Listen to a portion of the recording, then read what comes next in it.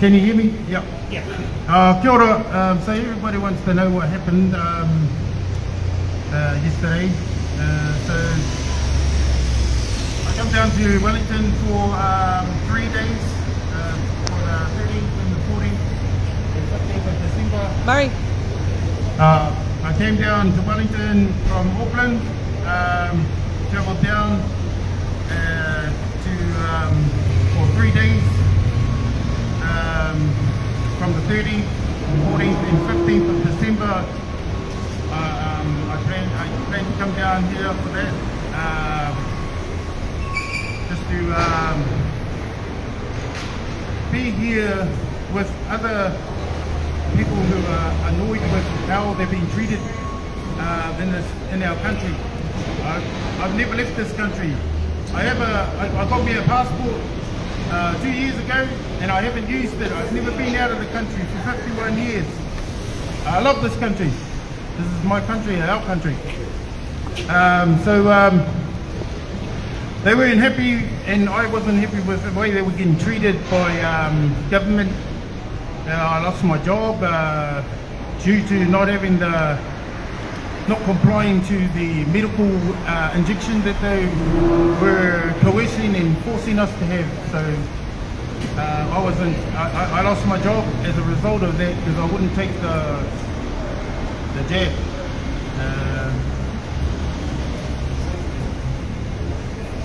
I didn't have faith in it.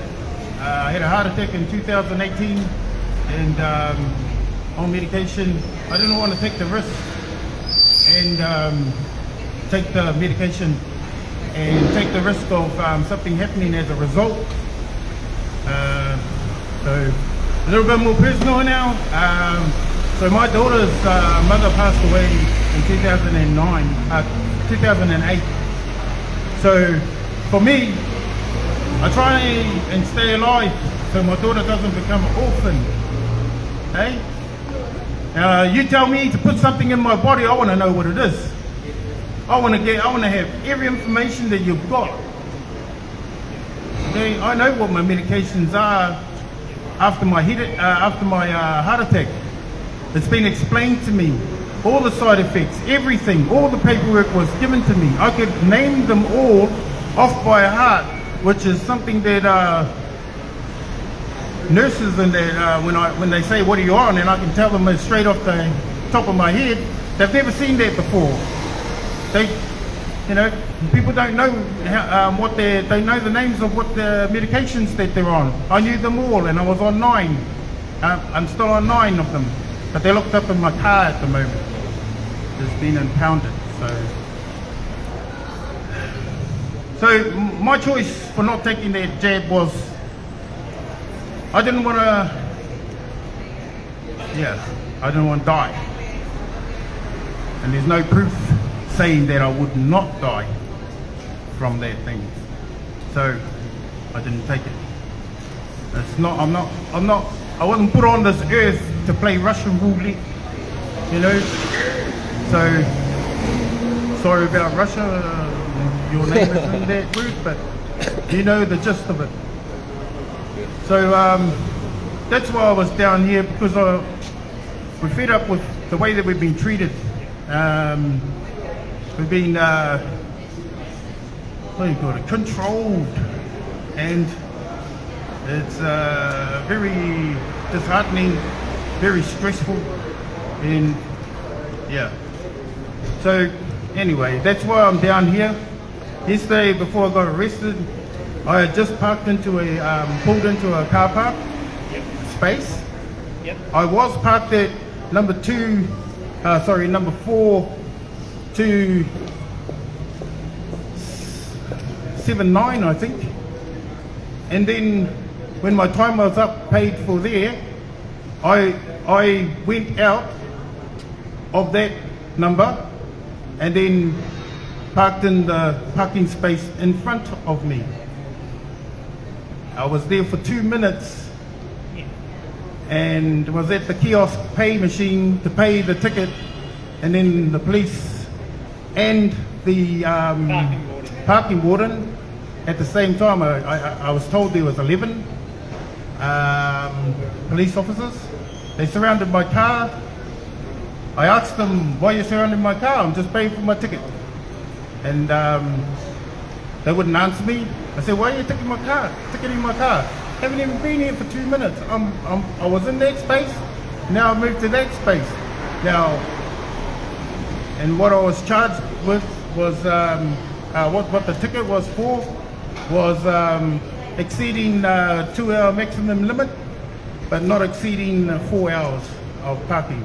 And yet I was only there for 2 minutes in that parking spot and trying to pay for my ticket. I found that very confusing and distressful. So I kept on asking them, why are you ticketing my car? I haven't even been here.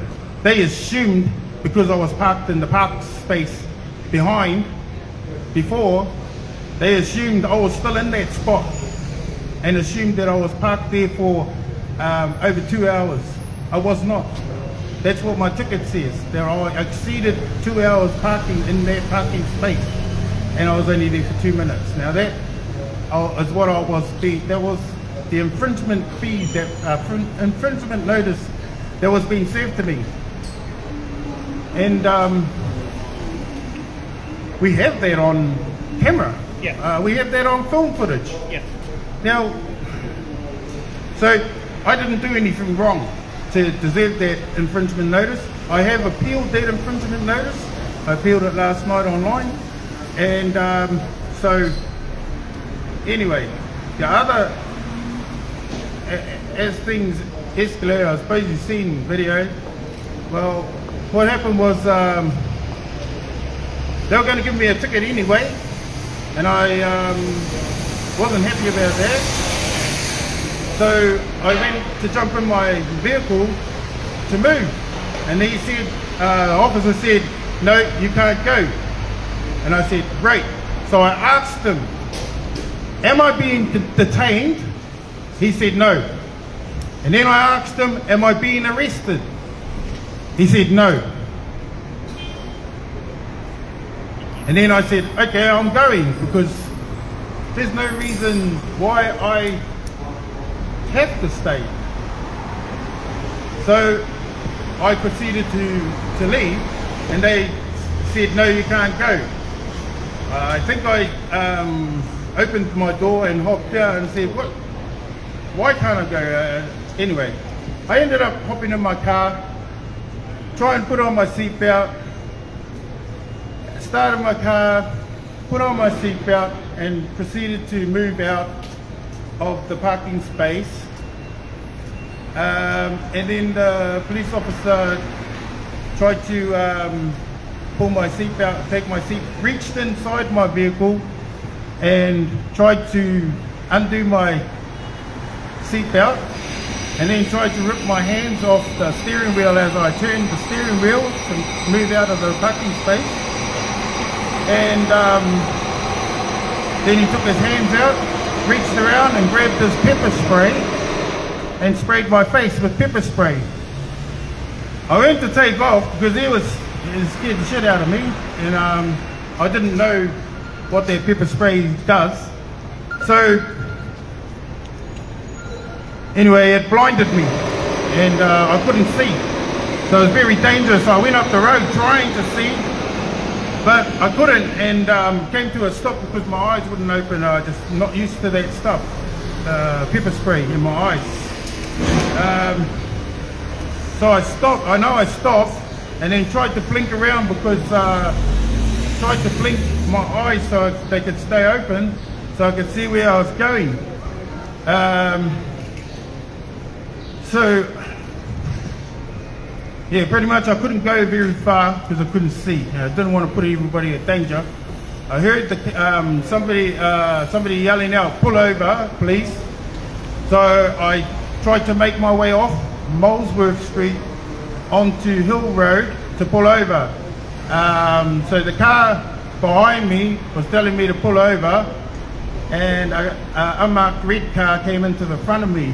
I couldn't see much because my vision was impaired from the spray. So I came to a halt, And then I think I turned off my vehicle, and they told me to hop out. I hopped out, and then I just more or less did as what they said. Yeah. It was overreach, man. A parking ticket. Come on. Get sprayed in the face while driving over a $30 parking ticket that I have appealed anyway. So could have just sent the ticket in the mail. Could have just sent the ticket in the mail. Actually, I went online last night and looked up I rang the council, and they told me to they sent me through via email. I gave them the I said my registration number and asked if I was given an infringement for parking, and she gave me all the details of what I was allegedly what I had allegedly done. And so I got all that information and then put my story to the appeal, and then sent it through last night. So I don't know what's happening with, they're going to get back to me within 10 days. So I've got 10 days to wait for that information to come back. I know there's a lot of whānau out there that know me, and I'm alright, so sorry if you're a little bit distressed over it. Yeah, sorry, but yeah, I'm okay. So we're just going to try and sort things out. My car's been impounded for 28 days. So go back to where I was in the van, and they arrested me, put handcuffs on me, which were too tight, and told me to get in the back of the car. So I did, and I got in. I was spitting, but it was only because of the taste of the stuff in my mouth. I'm not used to it. And I was spitting. They were telling me to stop spitting. I couldn't stop spitting because it tasted like shit. So I couldn't comply. I told them to put my t-shirt over my mouth because my hands were cuffed. They wouldn't, so I could still spit. I told them I couldn't help it, you know. So yeah. So anyway, so I'm sitting in the back of the car, and the officer comes in through the through the driver's passenger back seat, comes through that door, and says to me, can you, have you got your keys? Your mate wants your keys. He'll move your van for you.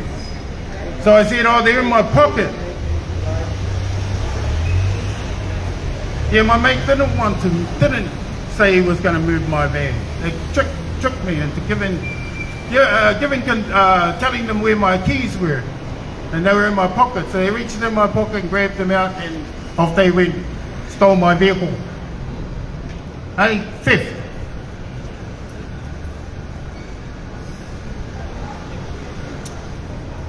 Stole my vehicle, gave it to their mate, the impound Jameson Towing. Hey, second ticket of what? Possession. Both of you are thieves. I live in my house. It's got my medication in there. It's got my bed in there. It's got my clothes in there. It's got my cooking utensils in there. It's got my food in there. It's my home. I've been living in there since the mandates. I was mandated out of my job first, and then my flatmate, I had to go on the benefit.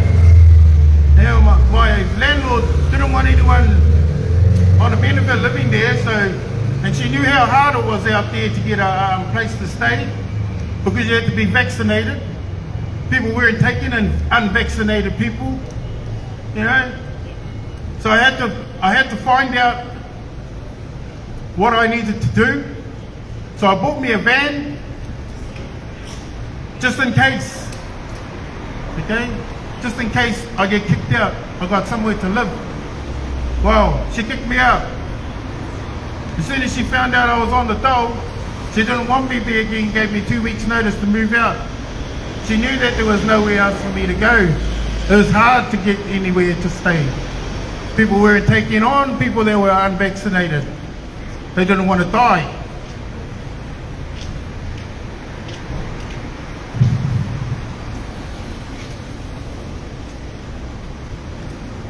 I ain't killed anyone yet. I'm unvaccinated. I didn't put that shit in my body. My nanny would have said, don't take it, boy. Don't take that, baby. Hey, poison. You don't know what it is. Don't take it. I know she would.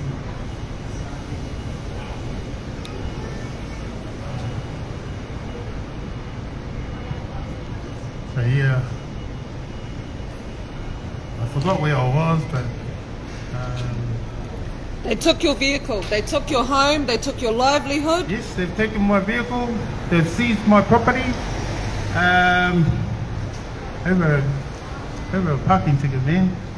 You know, I've got nowhere to stay. I have got somewhere to stay. I've slept on a friend's couch last night. They fed me. I'm still in the same clothes. I haven't been to go and get any clothes from my van yet. I'm trying to sort out getting my van, so I got my medication as well in there. Yeah, all my belongings, paperwork, my passport's in there. Yeah, I mean I keep my van up to date, so I'm able to live. So I'm able to go down the shop and buy a bread. So I'm able to go and get some groceries. So I'm able to go to move when I need to move.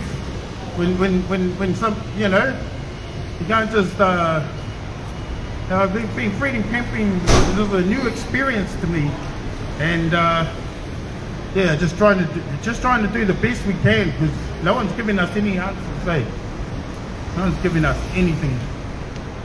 So yeah, that's some of what happened. But they didn't rough me up in the cells. They didn't do anything of that. I think I stated that yesterday with somebody, and but yeah, it's just.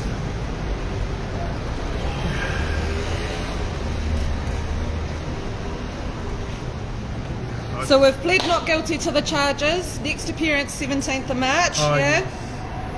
And what have we done so far to try and appeal that impounding of the car? Was there any reason given for the impounding?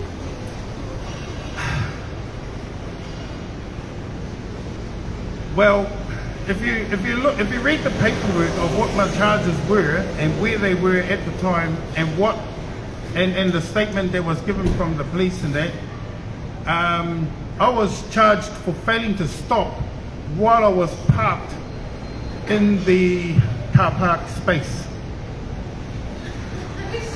So I was parked in the car park space, and they said I was failed to stop. They charged me with failed to stop. Yeah. Well, what's the charges of taking away someone's eyesight while they're driving? What's that charge? Because I didn't. That's what happened to me. Started driving and they sprayed pepper spray into my eyes. What was the reason for the actual walk counting? The only to stop, they can't impound the vehicle. Did they give any reason for impounding the vehicle? Why was it impounded when there were so many of us there who could have taken because I it? failed to stop. Oh, okay. Yeah. Verbally, that's what they said to me. I'm just trying to put things together on the paperwork part. Yeah, but it's not marrying up with what actually happened. Their account of things. I think they just got a bit annoyed with me because I was standing up for myself, and was saying that I wasn't intimidated by them trying to intimidate me. Because what do you mean? Anyone out there been given a parking ticket with 11 police officers 18 and abetting? No. I've never seen it. I've never ever had it. I've had car parking tickets before, but I've never been handed a car parking ticket with 11 officers standing with the enforcement officers. Yeah. Yeah, I'm getting a little bit. Well done, Murray. Thank you so much for sharing your story again. Bloody awesome, this guy, eh? Bloody awesome. I don't know if any of you guys know this guy really well, but this guy, he's a real gentle giant, isn't he? Yes. It takes a lot to get this guy going. We love you, Murray. We love him. You drove all the way down from Auckland to support us on the way to you. Hey, all that way. Oh, can't wait.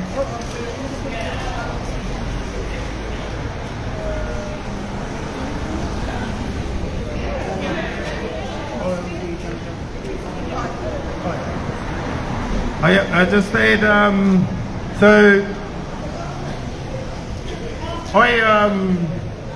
I've been protesting up at, helping out up at the Diggin in Marsden, and all I saw was a lot of people getting together and not happy about what was happening there with them closing the refinery down.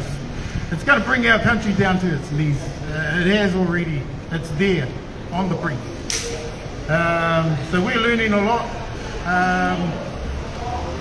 This is new stuff to me, and new stuff to a whole lot of other people too. So I'm learning and supporting. So we go out, we go and have feeds together. We combine our food and have meals together, and you're just learning a lot of knowledge together. You go out and collect fish, go fishing, go get some kaimoana, bring it back to the table, and we all share. And you know, so we're all being taken care of, and are being, you know, we have our vans and trucks and tents, and we got to eat, and we look after each other. We find ways of places where to have showers in it. Ruakaka Recreation Centre, we could go there for a $2 shower during the day. We share information. Where's the good fishing spots? Where's a good place to go and buy food and stuff? So we're all looking after each other, but it's new territory. We don't know how to do this. We're just doing it.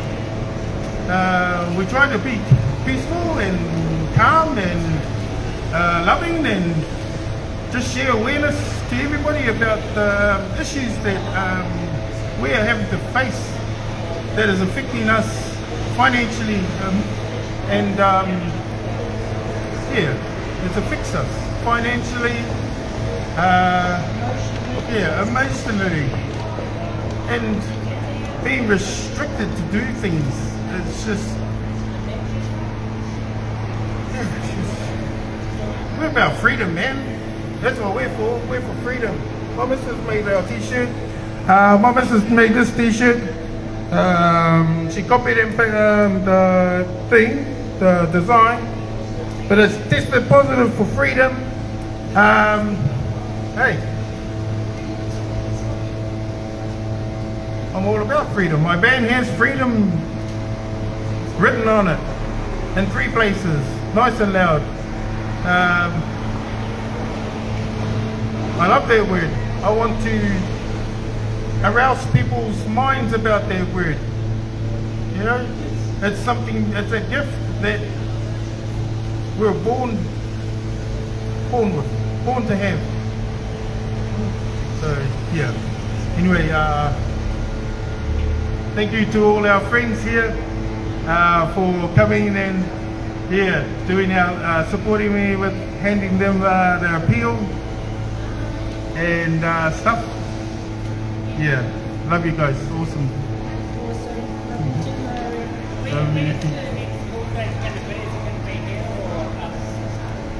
My court case? My next court case is next year. It's going to be down here. I'm trying to, I've been advised by the lawyer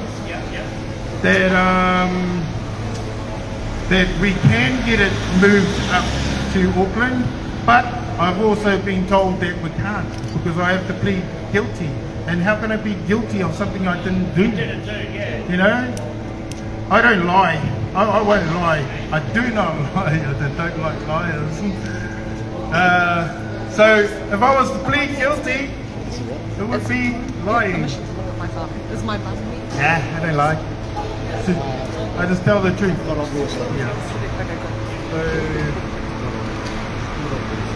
Here, Ben. All good. Hi to all the family out there and all the friends in it, and thanks on Facebook and wherever. I'm okay. We're going to try and sort this out, and I don't know. But as of yesterday, the police took away my home. I'd be homeless right now. I am homeless. They took away my home, my dwelling. Yeah. Well, luckily you've got an amazing Freedom family around you. Everyone's here for you. Anything you need, you know you're going to be provided for. Yes, I have. We look after I do each have other. my Freedom family around me. Yes, I surround them with me. Yes, they are a team of awesome people, all kinds of different walks and backgrounds. You never know.